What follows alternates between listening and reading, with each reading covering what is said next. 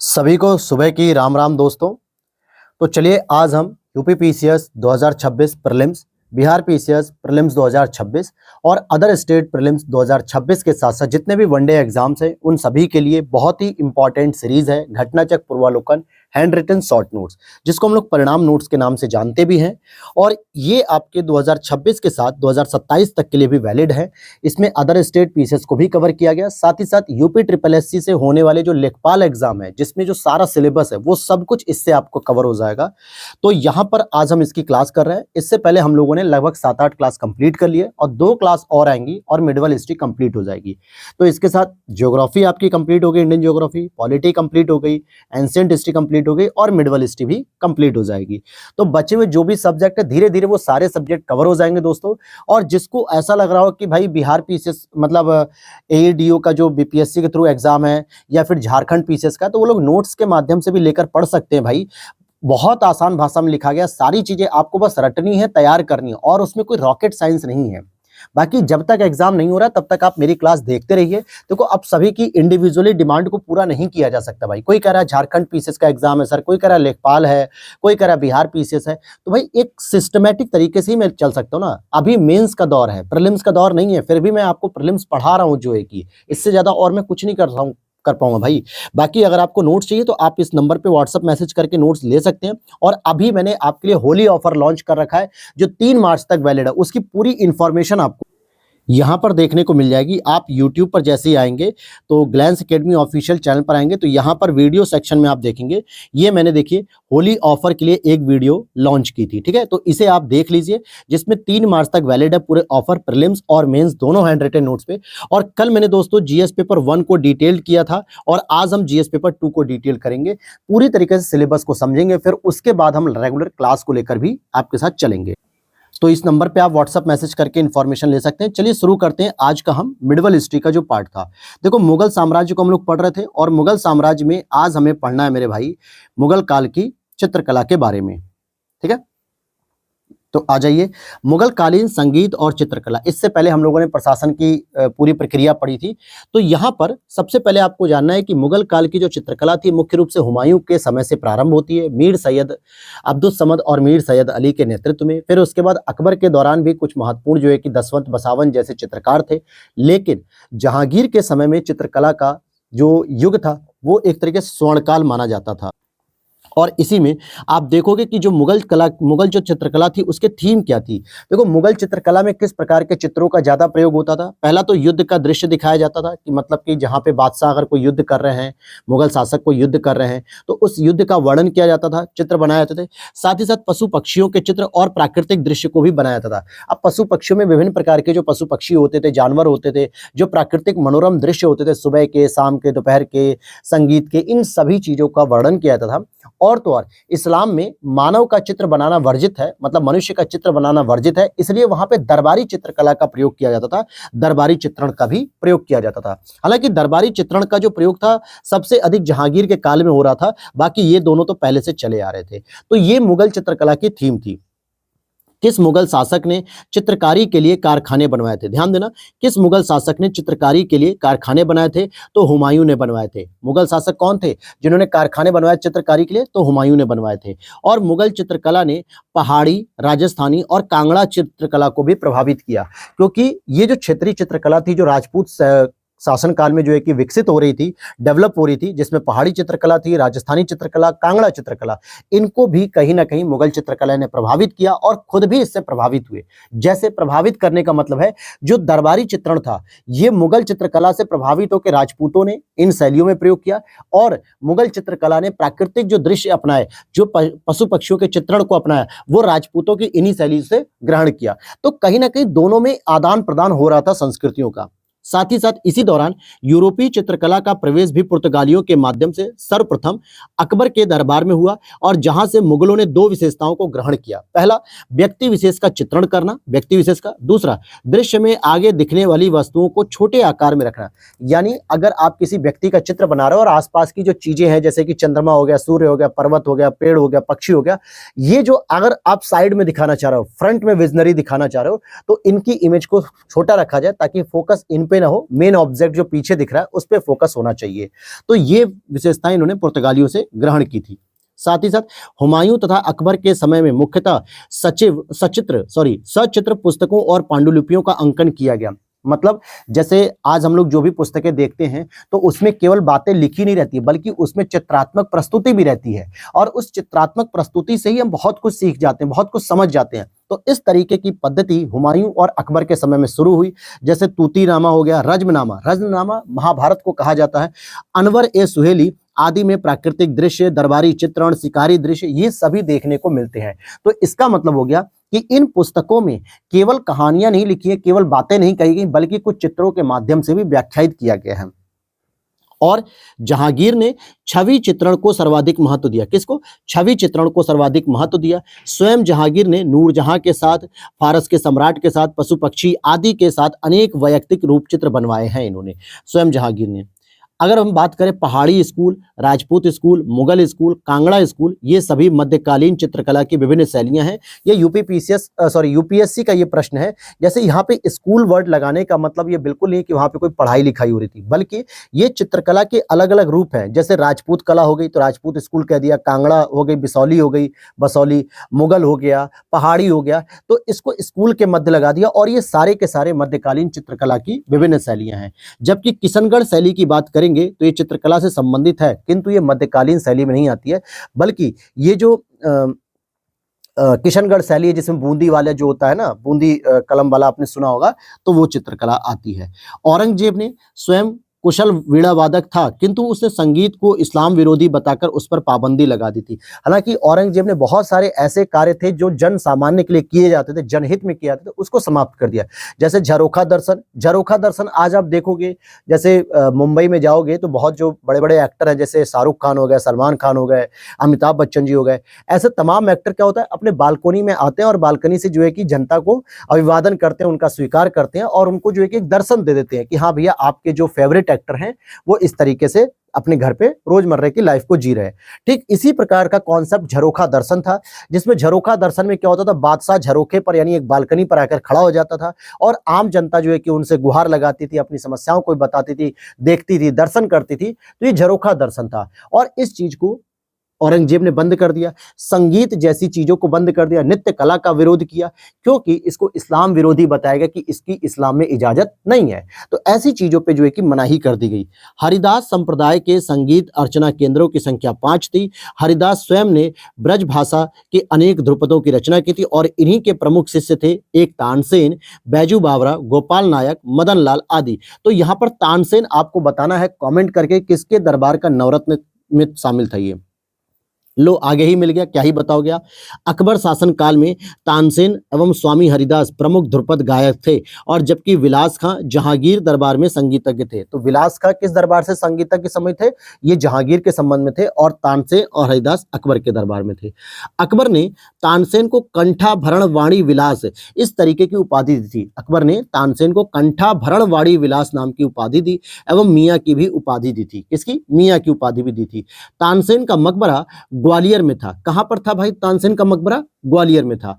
अकबर से पूर्व रीवा यानी भाटा का जो क्षेत्र था, अकबर से पूर्व जो रीवा जो भाटा क्षेत्र में आता था, इसके राजा रामचंद्र सिंह ने तानसेन को संरक्षण प्रदान किया था।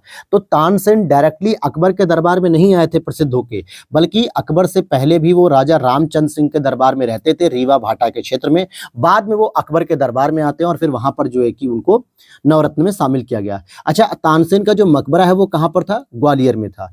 अकबर स्वयं नगाड़ा बजाने में प्रवीण थे, बिल्कुल, और लाला कलावंत से इन्होंने हिंदू संगीत की शिक्षा ली थी। लेकिन अकबर ने कभी भी संगीत पे, नृत्य पे, इन सब पे पाबंदी नहीं लगाई थी। अकबर संवेदनशील थे, धर्मनिरपेक्षता का भी एक तरीके से पालन करते थे, अर्थात अपने इस्लाम धर्म के साथ साथ वो अन्य धर्मों का भी सम्मान करते थे। और इसका बहुत सारा एग्जाम्पल जैसे दीन इलाही हो गया, इबादत खाना हो गया, इस तरीके की चीजें आपको देखने को मिलती है जो अकबर के द्वारा शुरू की गई थी।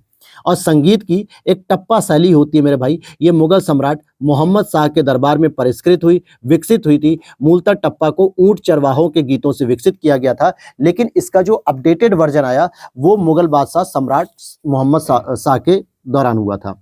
अब मुगल कालीन साहित्य को पढ़िए, तो भैया मुगल कालीन साहित्य में जैसे बाबरनामा, मैं इसको बार बार कह रहा हूं कि तुजक ए बाबरी के नाम से इसको जाना जाता था, जो तुर्की भाषा में लिखी गई थी। बाद में बाबरनामा को जो है कि अकबर के दरबार में इसमें किया गया, इसे जो है फारसी भाषा में कन्वर्ट किया गया, और अंग्रेजी में भी इसका अनुवाद जॉन लैडन और विलियम रस्किन ने किया था। विलियम रस्किन और जॉन लैडन ने इसका बाद में अंग्रेजी में अनुवाद किया। कई बार एक प्रश्न आता है कि बाबरनामा या तुजक ए बाबरी में किन दो हिंदू सम्राटों का नाम दिया गया है। तो एक हिंदू सम्राट जो राणा सांगा थे, जो राजपूत शासक थे, एक उनका वर्णन किया गया है, और एक विजयनगर साम्राज्य के कृष्णदेव राय जी का वर्णन किया गया जो तुलुप वंश से संबंधित थे। इन दो हिंदू शासकों का वर्णन बाबर ने स्वयं किया और एक पराक्रमी और प्रतापी राजा के रूप में किया है। गुलबदन बेगम जो कि बाबर की पुत्री थी, हुमायूं की बहन थी, इसने अपने भाई के लिए हुमायूं नामा लिखी थी। हुमायूं की बहन थी इसलिए, और इन्होंने हुमायूं नामा लिखी, और इस रचना में हुमायूं और कामरान के मध्य युद्ध का भी वर्णन है। कामरान हुमायूं का ही भाई था, क्योंकि कामरान, हिंदाल, अस्करी ये सब हुमायूं के भाई थे। बाबर ने स्वयं कहा था कि हुमायूं तुम बड़े पुत्र हो और मैं तुम्हें अपनी गद्दी दूंगा, उत्तराधिकारी बनाऊंगा, लेकिन कभी भी अपने भाइयों में क्षेत्र का बंटवारा मत करना। सब लोग मिलजुल के रहोगे तो बेहतर संचालन कर पाओगे। लेकिन हुमायूं ने अपने पिता की इस निर्देश को या इस सलाह को नहीं माना, और उसने अपने भाइयों के बीच बंटवारा कर दिया कि भाई आप यहाँ का क्षेत्र देखो, आप यहाँ का क्षेत्र देखो। और उसकी वजह से उनके मन में एक संकीर्णता पैदा हुई कि भाई दिल्ली की असली गद्दी तो आपने ले ली, बाकी हमें छोटे छोटे छुटपुटिया राज थमा दिए। इस वजह से उनके बीच संघर्ष होने लगा, और इसी तरीके का हुमायूं और कामरान का जो संघर्ष था वो हुमायूं नामा में गुलबदन बेगम ने लिखा है, वर्णन किया है। आगे माहम अनगा ने दिल्ली स्थित खैरुन मंजिल नाम की एक मदरसे की स्थापना कराई थी, जिसे मदरसा ए बेगम भी कहा जाता है। और माहम अनगा कौन थी? अकबर की संरक्षिका थी। जैसे अकबर को जब गद्दी प्राप्त होती तो वो मात्र 14 वर्ष के होते जब वो उनका राज्याभिषेक होता है, ठीक है, हुमायूं के मरने की वजह से। और इसी दौरान 1556 में राज्याभिषेक होता है, और इस दौरान बैरम खां जो उनका संरक्षण करता था, और माहम अनगा भी कहीं ना कहीं संरक्षिका थी, क्योंकि अकबर बहुत छोटे थे, बाल अवस्था की उम्र में थे, और उसी दौरान माहम अनगा को बहुत ख्याति प्राप्त हुई। कुछ और लेखकों की बात करते हैं रचनाओं की, जैसे हसन निजामी ने ताज उल मासिर या ताजुल मासिर लिखा है। भीमसेन ने नुस्खा ए दिलकुशा लिखा। ख्वाद मीर ने हुमायूं नामा लिखी। अब देखो, गुलबदन बेगम ने तो हुमायूं नामा लिखी है, वो तो सबको पता है, लेकिन अगर गुलबदन बेगम का नाम ऑप्शन में नहीं मिलता है आपको एग्जाम में, तो आपको याद रखना ख्वाद मीर। फिर इसी तरीके से मोहम्मद काजिम आलमगीर नामा, दिस इज इंपॉर्टेंट पुस्तक है दोस्तों, आलमगीर नामा। मुल्ला दाऊद चंदायन है। दामोदर कवि पद्मावती कथा, सोमनाथ राग विबोध, अमीर खुसरो आसिका, नूर सिपिहर, बहुत सारे इन्होंने पुस्तकें लिखी हैं। मोतमिद खां इकबाल नामा जहांगीरी, और निजामुद्दीन अहमद तबकात ए अकबरी यानी तारीख ए निजामी इसे कहेंगे। अब्दुल हमीद लाहौरी शाहजहां के शासनकाल का एक राजकीय इतिहासकार था। अब्दुल हमीद लाहौरी शाहजहां के शासनकाल का एक राजकीय इतिहासकार था, और इसने अपनी पुस्तक पादशाहनामा में शाहजहां कालीन इतिहास का वर्णन किया है। ध्यान देना, पादशाहनामा 3 पार्ट में डिवाइड है, 3 पार्ट में जो है कि इसका कंपाइलेशन कंप्लीट होता है, एक पार्ट में नहीं, 3 पार्ट में कंपाइलेशन कंप्लीट होता है इसका पादशाहनामा का। और शाहजहांनामा पुस्तक के लेखक इनायत खां हैं, शाहजहांनामा का। और आगे देखते हैं, मिनहाज उस सिराज ने तबकात ए नासरी एक पुस्तक लिखी थी। शम्स ए सिराज अफीफ, इन्होंने तारीख ए फिरोजशाही पुस्तक लिखी है। अमीर खुसरो ने नूह सिपिहर लिखी है, आसिका लिखी, तुगलक नामा भी लिखी है। इब्न बतूता ने रहला पुस्तक लिखी है। ये पुस्तकें कई बार मिलान करने के लिए आती भैया, तो अच्छे से तैयार कर लो। अनवर सुहेली जो कि पंचतंत्र का अनुवाद है। पंचतंत्र किसने लिखी थी? विष्णु शर्मा के द्वारा रचित थी, और ये एक ऐसी पुस्तक है जो 60 से अधिक भाषाओं में वर्णित है, 60 से अधिक भाषाओं में अनुवादित है, और इसमें लोमड़ी और प्यासे कौवे की कहानी का भी वर्णन किया गया है।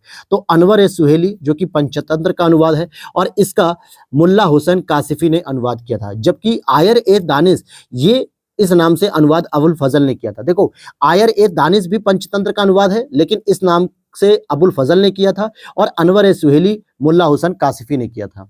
योग वशिष्ठ का फारसी अनुवाद अकबर शासन में निजामुद्दीन पानीपती द्वारा किया गया था। मुगल काल की दरबारी भाषा कौन सी थी? फारसी थी। तो तुर्कों की अगर हम बात करें तो उनकी भाषा तो तुर्की थी दरबारी, लेकिन जब मुगल काल आ जाता है तो उस समय में आपका फारसी भाषा दरबारी हो जाती है। मासिर ए आलमगिरी, ध्यान देना, मासिर ए आलमगिरी की रचना साकी मुस्तैद खां ने की थी। इससे औरंगजेब शासन की जानकारी मिलती है। किससे? मासिर ए आलमगिरी से। कुछ लेखक हुए रचना जैसे भीमसेन, कायस्थ, तारीख दिलकुशा, अभी मैंने ऊपर आपको यहाँ पर पढ़ाया था और ये प्रश्न रिपीट हुए, इसलिए दो अलग अलग जगह पे देखने को मिल रहे हैं। तो यानी इस व्यक्ति को भी याद रखना, भीमसेन कायस्थ इसका नाम है, तारीख दिलकुशा, चंद्रभान ब्राह्मण, चहार चमन, ईश्वरदास नागर, फतुहात आलमगीरी और सुजान राय भंडारी, खुलासत उस तवारीफ। अब यहाँ पर अगर आप देखोगे, इकबाल नामा जहांगीरी ये मोतमिद खान ने लिखी है और आलमगीर नामा जो है मोहम्मद काजिम ने लिखी है, लेकिन यहाँ पर आपको फतुहात आलमगीरी की बात करें तो ईश्वरदास नागर ने लिखी है। अब इसी के बाद आप देखते हो नस्तालीक। नस्तालीक क्या होता है भैया? देखो, नस्तालीक एक तरीके से एक फारसी लिपि होती थी और औरंगजेब नस्तालीक तथा शिकस्त लिखने में निपुण था। अर्थात जो औरंगजेब था वो इस फारसी लिपि का प्रयोग करता था अपने शासनकाल में, अपनी रचनाओं में, अपनी किसी भी प्रकार के आदेशों में। नस्तालीक, तो कहीं ऐसा मत समझना कि नस्तालीक कोई एक डॉक्यूमेंट वगैरह हो, नहीं, डॉक्यूमेंट नहीं है ये किसी प्रकार का, ये एक फारसी लिपि थी जिसका प्रयोग औरंगजेब करता था और शिकस्त लिखने में भी बहुत निपुण था। शिकस्त यहाँ पे हार की बात नहीं करी, ये भी एक लिपि की पद्धति है। अच्छा, अब इसी पर एक सवाल आता है आपके सामने जो आपको कमेंट करके बताना है कि सर सल्तनत काल में हमने जवाबित नाम का कोई एक शब्द सुना था, इस जवाबित को क्या कहा जाता है? जरा कमेंट करके जरूर बताना मेरे भाई। क्या मैंने लिखा है फिर से देख लो, जवाबित, ये मैंने आपको पूछा है। चलो मैं दो क्वेश्चन यहाँ पर पूछता हूँ जो मिलते जुलते हैं और देखूं आपका कुछ याद हो पाता है कि नहीं, क्लास को फोकस कर रहे हो कि नहीं कर रहे हो। एक आपको बताना है कि सर जवाबित क्या होता था, ये भी आपका मुगल काल में यूज होता था, और दूसरा एक शब्द और आपको मैं दे रहा हूं, ये बताना आपको फवाजिल क्या होता था। मिलते जुलते लग रहा है ना, जवाबित और फवाजिल, दोनों को आप लोग जरा कमेंट करके बताना भैया कि क्या जो है कि इसका अर्थ होता था। और अब हम लोग लाइव सेशन भी लिया करेंगे दोस्तों जल्दी, और मेंस की अब क्लास में शुरू करने वाला हूं। एक दिन में 2 सब्जेक्ट मेंस के पढ़ाऊंगा मैं, ठीक। तो अभी मैं सिलेबस को डिकोड कर रहा हूं, लेकिन 1 से 2 दिन बाद हम लोग अब मेंस की क्लास भी रेगुलर कर देंगे। तो बताना जवाबित क्या है और फवाजिल क्या है, इसको बताना आपको। आगे देखते हैं, रामचंद्रिका और रसिक प्रिया रीतिकालीन कवि थे, केशव दास की रचनाएं हैं। कौन से? रीतिकाल के जो कवि हैं जिनका जो काल पीरियड है 1555 से लेकर 1617 ईस्वी तक है, तो इन्होंने रामचंद्रिका और रसिक प्रिया ये रीतिकालीन रचनाएं इनकी रचना की। केशव दास की कुछ अन्य रचनाएं भी हैं जैसे रतन बावनी है, कवि प्रिया, छंदमाला, बारहमासा। देखो अब यहां पर ध्यान देना, जो केशव दास की 2 रचनाएं बहुत ज्यादा पूछी जाती है, एक रसिक प्रिया पूछी जाती है ज्यादातर और एक बारहमासा पूछी जाती है। इन दोनों रचनाओं को याद रखना है, केशव दास की रचना और ये रीतिकालीन कवि थे। तो अब हम बात करते हैं मुगल काल के विविध सेक्शन पे कि क्या क्या चीजें विविध में हम देखते हैं। जैसे विदेशी यात्रियों में से किसने भारत के हीरों और हीरे की खदानों का विस्तृत रूप से वर्णन किया है? तो जॉन बैप्टिस्ट ट्रेवेनियर ने किया था, जो कि 1605 से 1689 ईस्वी के दौरान था। अब 1605 में दोस्तों अकबर तो मर चुके हैं उस समय, तो अब ये दिमाग में मत लगाना कि जहांगीर के समय में आया, नहीं, ये तो बस इसके पूरे लाइफ का है भाई। 1605 में तो वो पैदा हुआ था, ऐसा थोड़े पैदा होते ही बस समुद्र पार करके चला आया भारत, नहीं। अकबर के बाद जहांगीर, जहांगीर के बाद शाहजहां आते हैं, तो ये शाहजहां के भारत शासनकाल में भारत में आते हैं और कोहिनूर की जानकारी भी इन्होंने दी थी। यह एक मुख्य रूप से जौहरी व्यक्ति था। तो विदेशी यात्रियों में किसने भारत के हीरो और हीरो की खदानों की चर्चा की? तो जॉन बैप्टिस्ट ट्रेवेनियर ने की थी। क्लियर हो गई ये बात? चलो आगे देखते हैं, रॉल्फ फिंच। अब देखो ये जो है कि 1583 से 1586 के दौरान भारत आया था और इस समय आपका शासनकाल जो था भारत में अकबर का था। तो अगर आपसे पूछेगा रॉल्फ फिंच किसके दरबार में आया, तो अकबर के दरबार में आया। विलियम हॉकिंस की बात करेंगे तो 1608 से 11, इस समय जो है आपके जहांगीर का शासनकाल था, तो ये जहांगीर के दरबार में आते हैं। सर थॉमस रो 1615 से 19 आते हैं, यह भी जहांगीर के शासनकाल में ही आते हैं। मनुची की बात करेंगे 1653 से 1708 के बीच में, ये शाहजहां के दरबार में आते हैं। भारत पर हुए 4 विदेशी आक्रमणों को क्रमानुसार आपको बताना है। जैसे सबसे पहले जो आक्रमण हुआ था वो चंगेज खां के दौरान हुआ था। हालांकि आक्रमण हुआ नहीं था, लेकिन उसका एक प्रभाव आ चुका था, क्योंकि जब ख्वारिज्म के शासक जलालुद्दीन मकबरनी, उसके बेटे जलालुद्दीन मकबरनी को पीछा करते करते जो है कि भारत की सीमा पर आते हैं, तो चंगेज खान ने एक आदेश भिजवाया था और उस समय भारत की सत्ता में बैठा था एक समझदार और दूरदर्शी व्यक्ति इल्तुतमिश, और उसके पास एक आदेश भिजवाया, फरमान भिजवाया चंगेज खान ने कि अगर आपने ख्वारिज्म के पुत्र जो शासक हैं उनके पुत्र जलालुद्दीन मकबरनी को अगर अपने यहाँ शरण दी, तो मैं भारत में वो आतंक मचाऊंगा जो आपने कभी देखा नहीं होगा। और इल्तुतमिश जानता था इस चीज को कि भैया चंगेज खान यानी मंगोलों के आक्रमण से निपट पाना बड़ा मुश्किल काम है, उसने तुरंत ख्वारिज्म के शासक के जो बेटे थे जलालुद्दीन मकबरनी को जो है कि शरण नहीं दी और उसे जो है कि भारत में नहीं टिकने दिया। और इस बात के आधार पे फिर चंगेज खान ने संतुष्टि की और फिर चंगेज खान ने भारत पर आक्रमण नहीं किया, लेकिन उसका संदेह आ चुका था।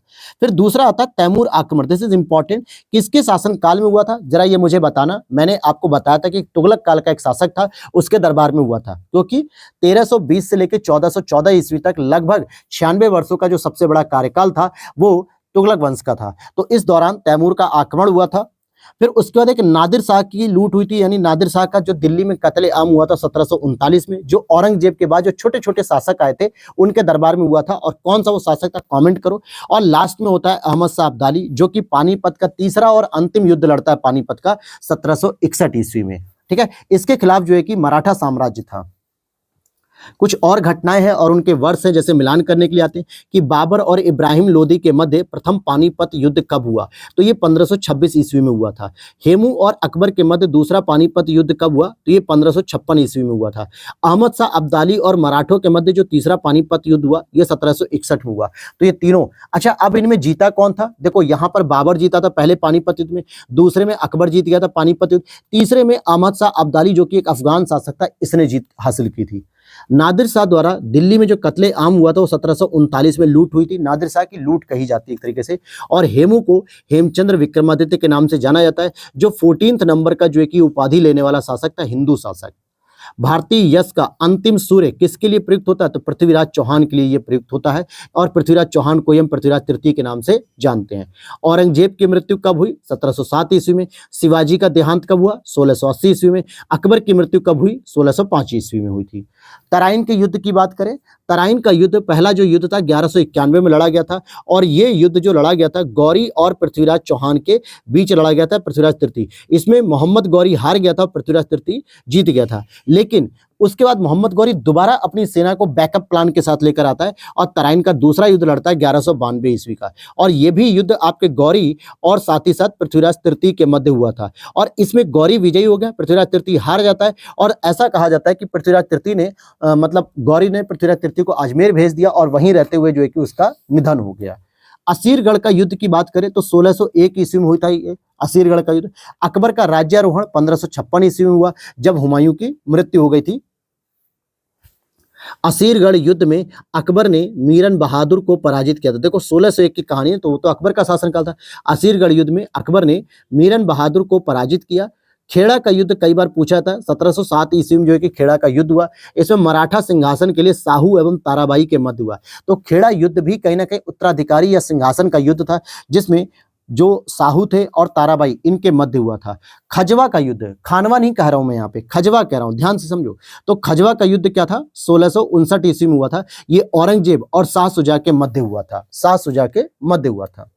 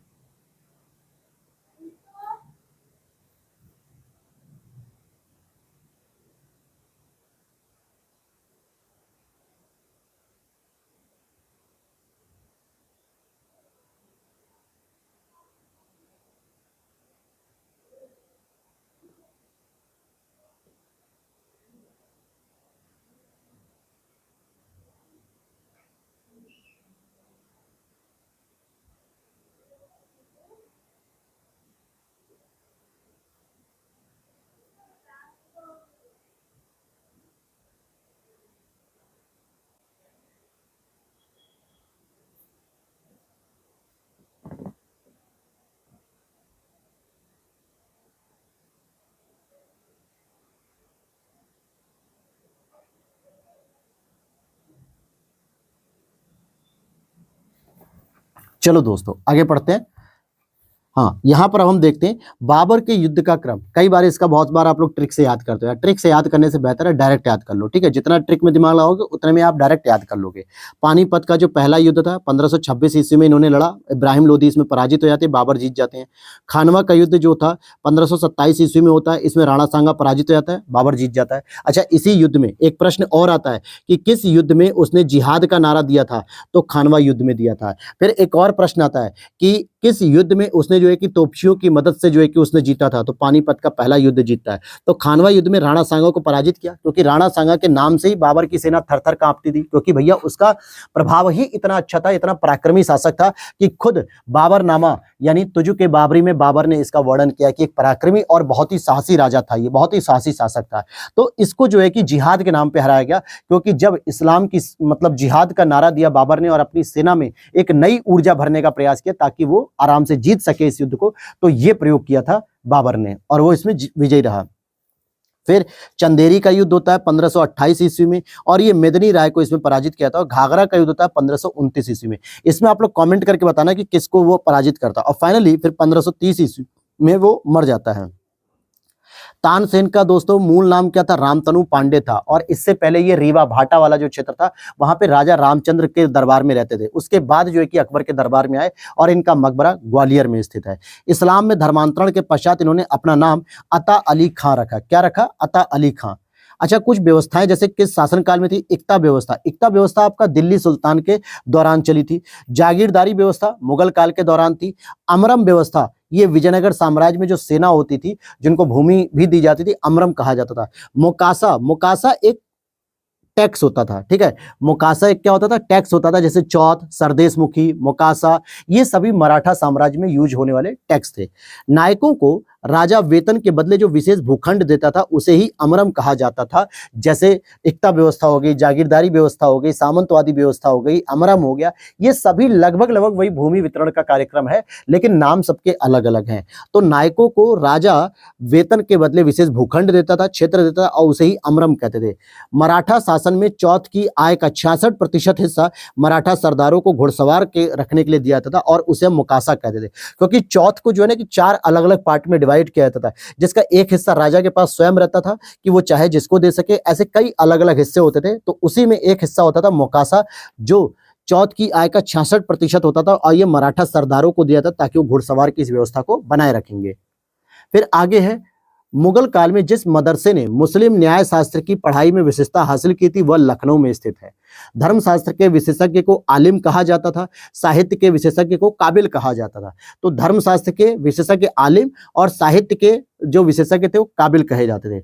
घटनाओं का क्रमानुसार अबुल फजल एवं फैजी के पिता शेख मुबारक की मृत्यु 1593 ईस्वी में हुई।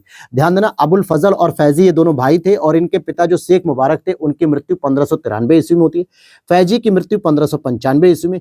अबुल फजल की हत्या करा दी जाती 1602 ईस्वी में, और ये जो सलीम थे शहजादा जहांगीर, उनके कहने पर की गई थी। और अकबर के पुत्र दनियाल की मृत्यु 1605 ईस्वी में हुई थी। औरंगजेब का मकबरा खुलदाबाद में है, औरंगाबाद महाराष्ट्र में, यानी अब्दुल रहीम खाने खाना का मकबरा दिल्ली में है। शेख सलीम चिश्ती का मकबरा फतेहपुर सीकरी में स्थित है। एतमाउद्दौला का मकबरा आगरा में स्थित है। एतमाउद्दौला का मकबरा कहाँ पे? आगरा में स्थित है। और इसको जरा किसने बनवाया था? अच्छा, एतमाउद्दौला कौन था? हुमायूं का ससुर था, नूरजहां का पिता था। इसी का दूसरा नाम मिर्जा गियास बेग था, और साथ ही साथ ये जुनता दल का सदस्य भी था। और एक प्रश्न बनता है कि सबसे पहले मध्यकालीन भारत में सफेद संगमरमर से पूर्णतः तैयार होने वाला मकबरा इसी का था, एतमाउद्दौला का। तो ये 4-5 जो प्रश्न बनते हैं वो मैंने आपको बताए। लखनऊ स्थित जो बड़ा इमामबाड़ा है और रूमी दरवाजा, इसका निर्माण आसफउद्दौला ने किया। आसफउद्दौला कौन थे भैया? तो ये आसफउद्दौला आपके अवध के नवाब थे। अवध के जो नवाब थे, जैसे सादत अली खां से शुरू होता है इसका जो है कि क्रम, और वहीं पर जो है कि अवध के नवाब आसफउद्दौला ने इसका निर्माण कराया था। जौनपुर की अटाला मस्जिद, इसका निर्माण इब्राहिम शाह सरकी ने किया था, क्योंकि जौनपुर में सरकी राजवंश की स्थापना हुई थी। मैं आपको बता रहा हूं कि जो जौनपुर है इसकी स्थापना तो फिरोज शाह तुगलक ने की थी अपने चचेरे भाई जौना खां यानी मोहम्मद बिन तुगलक की याद में। लेकिन जब जो जौनपुर था मलिक सरवर सरकी के नेतृत्व में जब अलग हो गया जौनपुर दिल्ली सल्तनत से, तो दोबारा किस शासक ने, दोबारा ध्यान से सुनो, दोबारा किस शासक ने जौनपुर को अपने अधीनस्थ किया? हिंट देता हूं, लोधी वंश या तुगलक वंश में से कोई एक शासक था, इससे अलग नहीं आपको दूंगा, ठीक है। अब आप बताओगे।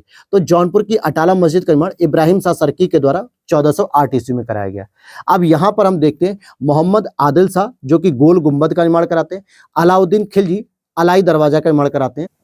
और यहाँ पर ये जो अलाई दरवाजा है, ये दिल्ली में जो आपने कुतुब मीनार का कॉम्प्लेक्स देखा होगा, या फिर अगर नहीं भी देखा है तो आप इमेज डाउनलोड करो, गूगल पे डालो कुतुब मीनार कॉम्प्लेक्स, पूरा डालोगे कुतुब मीनार कॉम्प्लेक्स, तो कुतुब मीनार भी देखने को मिलेगा वहां पे। वहां कुतुब मीनार से 50 कदम की दूरी पे आपको उसी में एक अलाई दरवाजा देखने को मिलेगा, कुछ इस तरीके का मिलेगा अलाई दरवाजा, ठीक है, कुछ इस तरीके का घोड़े की महराब की तरह, घोड़े की नाल की तरह जो है कि ये बना हुआ है, इस तरीके का अलाई दरवाजा। और इसी अलाई दरवाजे के बगल में ही चंद्रगुप्त मौर्य साम्राज्य का जो चंद्रगुप्त द्वितीय के दौरान स्थापित किया गया लौह स्तंभ वो देखने को मिलेगा। थोड़ा सा और पीछे जाओगे 100 कदम की दूरी पे कुव्वत उल इस्लाम मस्जिद जो कुतुबुद्दीन ऐबक ने स्थापित की थी वो भी देखने को मिलेगा। तो कुतुब मीनार कॉम्प्लेक्स में 4 हिस्टोरिकल जो है कि वस्तुएं या हिस्टोरिकल प्लेसेस आपको देखने को मिल जाते हैं।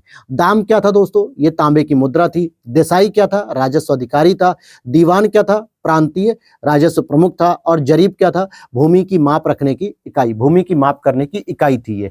तो ये हो गया। जरीब एक तरीके की ना रस्सी होती थी, ठीक है, जिस रस्सी से भूमि की माप की जाती थी। जैसे आज हम लोग भूमि की माप करने के लिए क्या करते हैं? इंची टेप का यूज करते हैं ना, मीटर का यूज करते हैं भैया कि 10 फीट, 12 फीट, 15 फीट, 50 फीट।